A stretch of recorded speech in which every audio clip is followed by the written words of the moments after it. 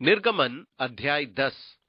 फिर यहोवा ने मूसा से कहा, फिरौन के पास जा, क्योंकि मैं ही ने उसके और उसके कर्मचारियों के मन को इसलिए कठोर कर दिया है कि अपने चिन्ह उनके बीच में दिखलाऊं।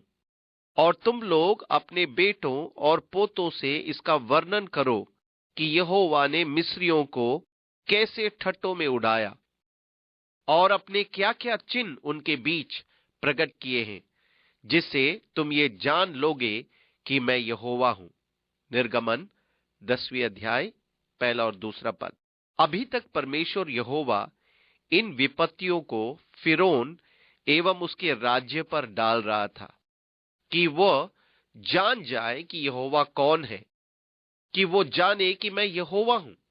परंतु इसके साथ ही परमेश्वर का एक और उद्देश्य है।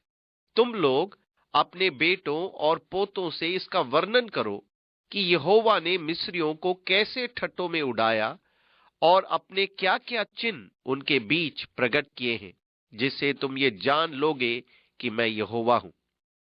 इस कारण इस्राएली इतिहास का ये भाग अति महत्वपूर्ण हो गया है। ये इतिहास इस्राएल के प्रत्येक बच्चे के लिए पढ़ना आवश्यक है। परंतु दुख की बात यह है कि आज अनेक यहूदी इस घटना को मनगढ़ंत मानते हैं। जिस प्रकार यूनानियों, रोमियो आदि के इतिहास में अनेक कल्पित कहानियां हैं। ये बड़े दुख की बात है, क्योंकि कल्पना परमेश्वर की उपस्थिति को सिद्ध नहीं कर पाती है। परमेश्वर चाहता है कि वे जाने कि वही प्रभु है और वे अपने बच्चों को यही सच्ची घटना सुनाए। तब मूसा और हारून ने फिरौन के पास जाकर कहा, इब्रियों का परमेश्वर यहोवा तुझसे इस प्रकार कहता है कि तू कब तक मेरे सामने दीन होने से संकोच करता रहेगा। मेरी प्रजा के लोगों को जाने दे कि वे मेरी उपासना करें। यदि तू मेरी प्रजा को जाने न दे तो सुन, कल मैं तेरे देश में टिड्डियां ले आऊंगा और वे धरती को ऐसी छा लेंगी कि वे देख न पड़ेगी। और तुम्हारा जो कुछ ओलों से बच रहा है उनको वो चट कर जाएगी, और तुम्हारे जितने वृक्ष मैदान में लगे हैं उनको भी वे चट कर जाएगी। और वे तेरे आगे और तेरे सारे कर्मचारियों, यहां तक कि सारे मिस्रियों के घरों में भी भर जाएंगी। इतनी टिड्डियां तेरे बाप दादों ने या उनके पुरखाओं ने जब से पृथ्वी पर जन्मे तब से आज तक कभी न देखी। और वो मुंह फेर कर फिरौन के पास से बाहर चला गया।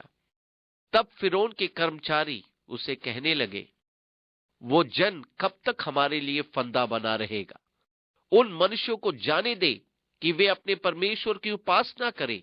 क्या तू अब तक नहीं जानता कि सारा मिस्र नष्ट हो गया है? निर्गमन 10:3-7 पद। अब फिरौन के कर्मचारियों ने कहना शुरू किया, देख, चेत जा, बुद्धि से काम ले। तू कब तक उन्हें हमें मिटाने देगा? क्या तू नहीं जानता कि हम बस नष्ट होने के कंगार पर ही है? इस्राएलियों को जाने दे। तब मूसा और हारून फिरौन के पास फिर बुलवाए गए और उसने उनसे कहा, चले जाओ, अपने परमेश्वर यहोवा की उपासना करो। परंतु वे जो जाने वाले हैं कौन कौन है? मूसा ने कहा, हम तो बेटे बेटियां, भेड़ बकरियों, गाय बैलों समेत वरन बच्चों से बूढ़ों तक सब के सब जाएंगे, क्योंकि हम यहोवा के लिए पर्व करना है। उसने इस प्रकार उनसे कहा, यहोवा तुम्हारे संग रहे, जबकि मैं तुम्हें बच्चों समेत जाने देता हूं। देखो, तुम्हारे मन में बुराई है। नहीं, ऐसा नहीं होने पाएगा। तुम पुरुष ही जाकर यहोवा की उपासना करो। तुम यही तो चाहते थे। और वे फिरौन के सन्मुख से निकाल दिए गए। निर्गमन 10:8-11 पद। फिरौन मूसा और हारून के सामने एक और समझौता रखता है। देखो, तुम पुरुष ही जाकर यहोवा की उपासना करो। बाल बच्चों को यही छोड़ जाओ। बच्चों को जंगल में ले जाकर क्यों कष्ट दोगे? फिर स्त्रियां भी परेशान हो जाएंगी।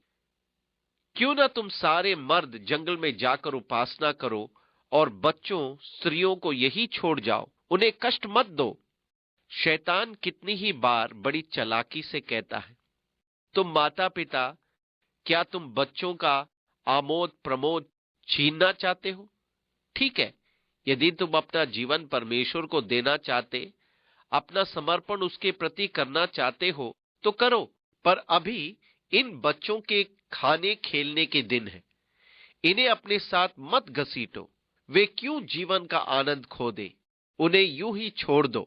इसलिए उन्हें दूसरे बच्चों के साथ घुल मिल जाने दो, जिससे कि ऐसा न सोचा जाए कि तुम्हारा बच्चा अलग है। तुम लोग प्रार्थना में तो जाओ, परंतु अपने बच्चों को मत ले जाओ। कैसा कुटिल समझौता। तब यहोवा ने मूसा से कहा, मिस्र देश के ऊपर अपना हाथ बढ़ा कि टिड्डियां मिस्र देश पर चढ़ के भूमि का जितना अन्न आदि ओलों से बचा है सबको चट कर जाए। और मूसा ने अपनी लाठी को मिस्र देश के ऊपर बढ़ाया।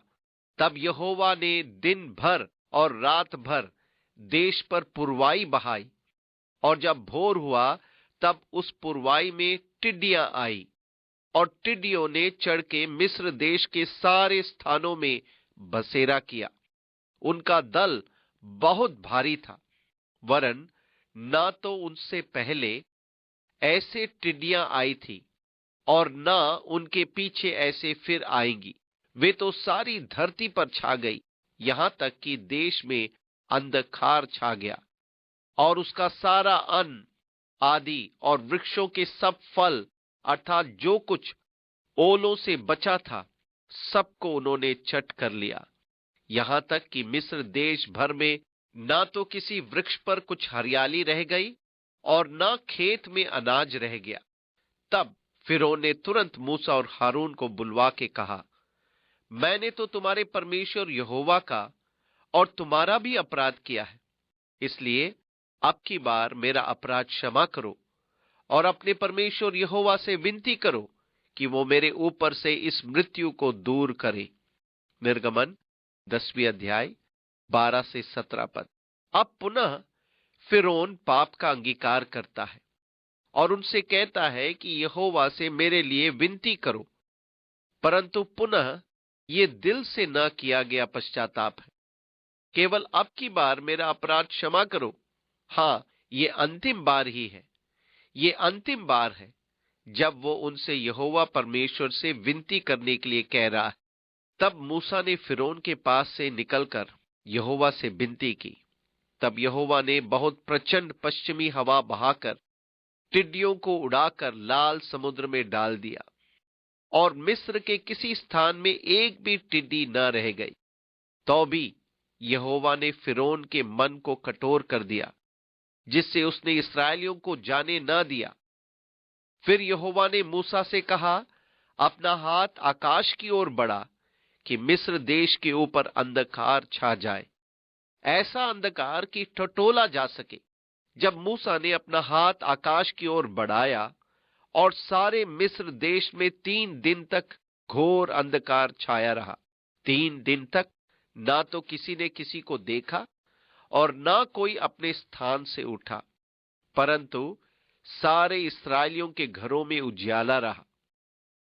तब फिरौन ने मूसा को बुलवाकर कहा, तुम लोग जाओ, यहोवा की उपासना करो, अपने बालकों को भी संग ले जाओ, केवल अपनी भेड़ बकरी और गाय बैल को छोड़ जाओ। निर्गमन 10:18 से 24 पर। अब वो एक अंतिम समझौता का प्रस्ताव रखता है।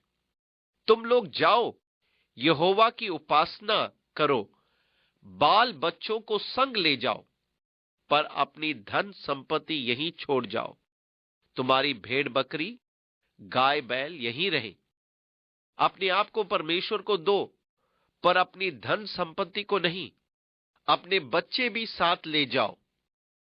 मूसा ने कहा, तुझको हमारे हाथ मेल बलि और होम बलि के पशु भी देने पड़ेंगे, जिन्हें हम अपने परमेश्वर यहोवा के लिए चढ़ाएं। इसलिए हमारे पशु भी हमारे संग जाएंगे, उनका एक खुर तक न रह जाएगा, क्योंकि उन्हीं में से हमको अपने परमेश्वर यहोवा की उपासना का सामान लेना होगा। निर्गमन 10:25 और 26 पद। दूसरे शब्दों में मूसा कह रहा है, जब हम जाएंगे तब सब कुछ ले जाएंगे, हम कुछ भी यहां ना छोड़ेंगे, और हम जब तक वहां ना पहुंचे तब तक नहीं जानते कि क्या क्या लेकर यहोवा की उपासना करनी होगी। हम नहीं जानते कि यहोवा हमारा परमेश्वर हमसे क्या क्या देने को कहे। हम नहीं जानते कि वो हमसे क्या चढ़ावा मांगे। वहीं पहुंचने पर मालूम पड़ेगा कि क्या क्या चढ़ावा चढ़ाना होगा। इसलिए हम सब कुछ ले जाएंगे। पर यहोवा ने फिरौन का मन हठीला कर दिया, जिससे उसने उन्हें जाने न दिया। तब फिरौन ने उससे कहा, मेरे सामने से चला जा और साचेत रह, मुझे अपना मुख फिर न दिखाना, क्योंकि जिस दिन तू मुझे मुंह दिखाए उसी दिन तू मारा जाएगा। मूसा ने कहा, तूने ठीक कहा है, मैं तेरे मुंह को फिर कभी न देखूंगा। निर्गमन 10:26 से 29 पद। इस बार जब फिरौन और मूसा अलग हुए तब उनके संबंध अच्छे नहीं थे। अगले अध्ययन में हम मिस्र पर डाली गई अंतिम विपत्तियों और इस्राएल वंशियों के निर्गमन पर ध्यान देंगे। इस बीच अपनी अपनी बाइबल पढ़ते रहिए। आपको पढ़ने में बड़ा मजा आएगा। साथ ही साथ आप परमेश्वर के कामों को देखकर चकित हो जाएंगे। जैसा परमेश्वर ने कहा, समस्त पृथ्वी जान लेगी कि मैं प्रभुता संपन्न परम प्रधान यहोवा परमेश्वर हूं। आप भी इस सत्य को जान लेंगे और बाइबल आपकी मार्गदर्शिका बन जाएगी। परमेश्वर आपको आशीष दे।